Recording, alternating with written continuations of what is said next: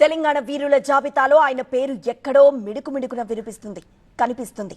నిజాం కాలం నాడు ఆయన సాహసాలు వింటే మాత్రం ఒళ్ళు గగుడు పొడుస్తుంది. అలాంటి వీరుడి పేరు ఇన్నాళ్లు సైలెంట్ గా ఉన్నా ఇప్పుడిప్పుడే మారుమోగుతోంది. ఇంతకు ఎవరా తెలంగాణ వీరుడు?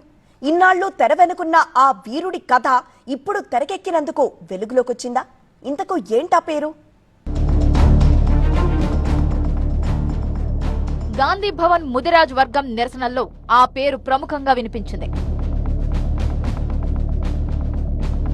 హరిహర వీరమల్లు విడుదల నేపథ్యంలోనూ ఆ పేరు ప్రస్తావనకు వచ్చింది. ఇన్నాళ్లు వినిపించని ఆ పేరు ఇప్పుడే ఎందుకు గట్టిగా వినిపిస్తోంది, కనిపిస్తోంది, తెర మీదకు ఎక్కింది. ఆ పేరే పండుగ సాయన్న.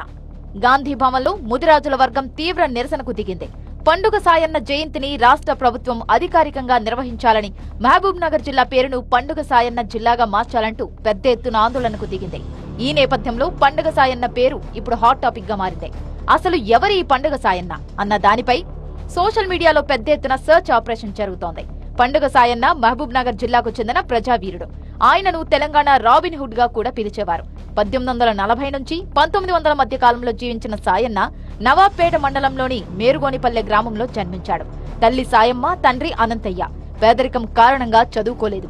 నిజాం పాలనలో భూస్వాములు, రజాకార్ల అణిచివేతకు వ్యతిరేకంగా పోరాడారు. పేదలకు దేవుడుగా నిలిచారు. 6 అడుగుల ఎత్తు, దృఢమైన శరీరం, పొడవైన మీసాలతో చాలా గంభీరంగా ఉండే సాయన్నను చూస్తే నాటి అధికారులు, భూస్వాములు గజగజ వణికేవారు. అధికారుల దృష్టిలో బందిపోటుగా ముద్రపడ్డ ప్రజలకు మాత్రం దేవుడిగా మారారు. చివరకు భూస్వామ్య వర్గాలు స్థానిక పోలీసులతో కుమ్మక్కై పండుగ సాయన్న తల నరికి మొండెం ఒక దగ్గర, తల ఒక దగ్గర విసిరేస్తారు. డక్కలి బలమ్మ వంటి కళాకారులు ఆయన గాథలను పాటల రూపంలో వ్యాప్తి చేశారు. నిజాం రాజ్యంలో ఆయన చేసిన తిరుగుబాటు తెలంగాణ ఉద్యమంలో ఒక సమాంతర చరిత్రగా నిలిచింది. 2023లో వనపర్తిలో సాయన్న విగ్రహాన్ని ఆవిష్కరించారు. ఇలా పండగ సాయన్న జీవితం తెలంగాణ సాంస్కృతిక, సామాజిక చరిత్రలో కీలక భూమిక పోషించింది. ఇప్పుడు హరిహర వీరమల్లు విడుదల నేపథ్యంలో మరోసారి పండగ సాయన్న పేరు ప్రముఖంగా వినిపిస్తోంది. వీరమల్లు సినిమాలో సాయన్న కథను వక్రీకరించేలా ఉందని, సినిమాను అడ్డుకుంటామని బహుజన సంఘాలు హెచ్చరిస్తున్నాయి. హైదరాబాద్ లో మీటింగులు పెట్టి నిరసనలు వ్యక్తం చేస్తున్నారు.